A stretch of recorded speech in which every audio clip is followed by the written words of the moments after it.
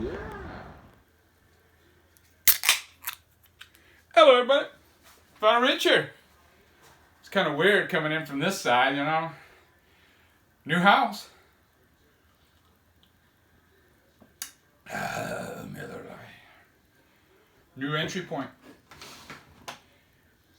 I got 5 records, I believe. I think 2 are new, 3 are used. And I got a vinyl finds. It's been about a month since I've done a vinyl finds video.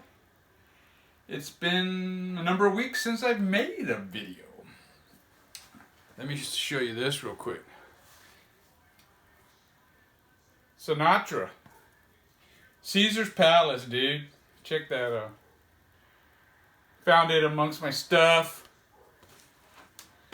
Another thing, like I said, we moved, we're going through stuff. Here's a remembrance for my cousin Marty, in memory of Martin John Reardon.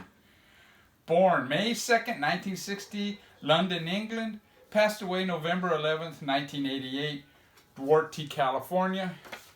Duarte, California, there's a hospital. City of Hope, that's where he passed away. He had cancer, he had melanoma, or however you pronounce that crap. And yeah, he was, I think he was in his 20s, I don't know. I went to go visit him there at the hospital, and man, it's sad, dude. You see these kids, you know, as you're walking to his room, you see these kids with their head, you know, no hair, and they're just sitting there, and then they look at you walking by. They're really moving. I went in, talked to my cousin, and you know, it was a Friday night, and he goes, "Hey, can you do me a favor?" I go, "Yeah, what?" He goes, "Can you go get me a beer?" And I go, "Yeah, I guess." So I went. It took me a while to find a liquor store, but I found one, got a 6-pack. It was wintertime, so I carried it under my jacket, went in, and we downed a 6-pack, you know, in the hospital. Me and my cousin Marty. Anyways, before I show the records, I have some McCartney news. McCartney III has officially been announced. It's going to be released. Now, I've been on record as saying that McCartney hasn't made a good album since the 70s. In fact, I think his last good album is Wings Across America, the live set. But this McCartney III is probably going to be his worst album ever. And the only thing that can help it or save it would be if he doesn't sing on it. If it's an instrumental album, it might have some chances of being good. But other than that, it's going to be terrible. On to the records. First one, Personal Grail. We got The Growing Concern. It's a DJ copy, it says. Not for sale. It's got the mono sticker. It's in the stereo cover, but it's got the mono sticker. I think these are quite hard to find. This is a 60s psych classic. It plays good all the way through. There's really not a bad song on it. Side 2 starts off with Mr. You're a Better Man Than I. And it's a good version. It's cool to hear that song with actually somebody that can actually sing on it. No, I'm just kidding. The Yardbirds, the whatever his name is, he wasn't a great singer. He didn't have a big range, but in the certain songs he can pull it off. But yeah, this is a good song. I mean, good album. It's got 2 female singers. Here's the band here. A male singer and some fantastic guitar work, some good organ. It's a really good 60s classic album. I don't believe this has ever been officially reissued. There are reissues out there, but I believe they're all unofficial. And yeah, on mainstream record. Now my goal at the beginning of this year was to get one mainstream record a month. That didn't happen. They're just too expensive. This is my second one, so maybe I'll get 2 a year, you know. But yeah, The Growing Concern. It's on YouTube. Check it out. It's a fantastic album. And that's something that should be reissued on Record Store Day, you know? Now, this came out after Janis Joplin and the big, the holding company or whatever, they were signed to Columbia. And the dude that owned Mainstream he made a lot of money. And I guess he was hoping this would be another big hit. But they were a one and done. And this is what the Mainstream label looks like. I don't know if there's glare in here. I've never made a video in here. Fantastic. My mom has a TV on. It's pretty loud. I don't know if you can hear it. This next one is a 1983 punk rock Pariah. I believe they're from Northern California. It's on Posh Boy Records, Concord, California. Posh Boy's a label. If I see it and it's reasonably priced, I'm going to pick it up. That, Flipside Records, the California punk labels, I'll pick up. Now, I have heard of Pariah. I believe, I know I have them on a couple of comps. I think they might be on one of the Rodney on the Rock comps. And to be honest, this is a comp band. They have some good songs, but the album, it's not an album's worth of good material, to be quite honest. And I remember, or it might be that 140 bands from that Northern California. It might be on that one that I have. And the song that I have by them on the comp is great. Posh Boy, fantastic. I mean, Posh Boys, it's actually not fantastic. They had some good shit, though. He recorded a lot of bands that wouldn't have got recorded otherwise. Oh No, it's GBH again. This is a 4-song EP that came out in '86. I never really had much interest in this. Martin Jones showed it when he did his GBH video, and I figured, I saw it, released September 1986 right here. Figured I'd get it, and it's good. It's typical GBH. It's not their best, it's not their worst. Well, I say their worst. I've never really heard of Worst by GBH. But yeah, glad to have it. Another used one.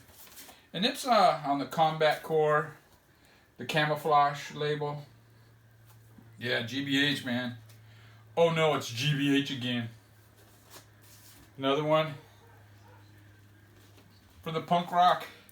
Now this one here, this is a Bloodstains Across Spain, 17 Essential Punk Blast. Now I usually keep my records in the shrink, but this one is relatively tight, and it is kind of bending the record, so it's gone. It's a compilation from Spain, punk rock, and it's some early stuff. 82, 78, you know, late 70s, early 80s. There's a series of these Bloodstains Across Texas, Bloodstains Across California, and this is a Bloodstains Across Spain. This is the first of the series that I had ever bought. I saw this at the record store, and I didn't buy it. I bought all these at Going Underground Records, and I sampled it when I got home later, and it's really good. It's right up my alley. Obscure punk bands that they may have only released one, you know, single, one EP, and really cool, man, to have all these, you know, 14 songs from Spain. That's right up my alley. Now, like I said, I like to keep the shrink wrap on, but I will, if you know, I don't want to warp my records. But let me go back to the first one I showed.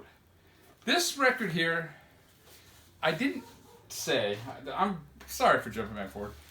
The reason I bought it is the record, it is immaculate. It's unbelievable. I don't think this was really played much. And the 1960s pressings, even with scuff marks, they sound great. But this is immaculate. And that was a selling point. Plus, it's a mono.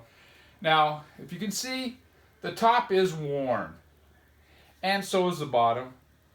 But this end is in fine condition. Now, I've seen a lot of people making videos, and they store their records behind the record. I don't advise that. The record rubbing up against the outside of the cover, it will cause ring wear. Now, I've heard people say they do it like that to prevent ring wear. That's not going to prevent ring wear. What prevents ring wear are these outside sleeves. See that? That's what prevents ring wear. Now, a record like this, I will store this one because the cover is kind of fragile. Other than that, though, man, put them in the cover, dude. That's where they belong. All right. And that's what the Bloodstains Across Spain looks like. Pretty plain label. Man, my train of thought isn't very good right here. And I picked up another new album. That last one was new, the Spanish one. And so is this PJ Harvey, the Dry Demos. I know somebody talked about this, and they had this one and they had Dry, and they preferred this one. I have them both on CD, so did I really need this? No. But I wanted to hear it on vinyl. I'm not a big fan of Dry. Steve Albini, I did a video on 17 guitarists, and he's one of my favorite guitarists from the 80s. Fantastic. He was the guitarist and singer for Big Black. He became a producer. He produced Nirvana, among others. And I don't like the way he produced the album Dry. PJ Harvey's vocals are way too far back in the mix. That's what he used to do with Big Black. In Big Black, the vocals were just another instrument. That's how he treated it. But to treat PJ Harvey's voice as just another instrument is a disservice to PJ Harvey. PJ Harvey. But yeah, this is pretty cool, man. Really simple versions of the songs. And I love PJ Harvey. I only have one of her albums. I guess they're going to reissue her whole catalog. And her late 90s, mid to late 90s and very early 2000s are some of the best records from that era. And yeah, they did a really good job on this, man. She reminds me of Patricia, where I used to work, the Miller Brewing Company. Yeah, that picture there, she does a lot. Anyways, take care. We got everything moved in. I think I have 2 boxes left to actually unpack. And that's what my camera's resting on right now. So I figured, you know what? Before I unpack these 2 last boxes, I'm going to shoot a video. Take care, everybody.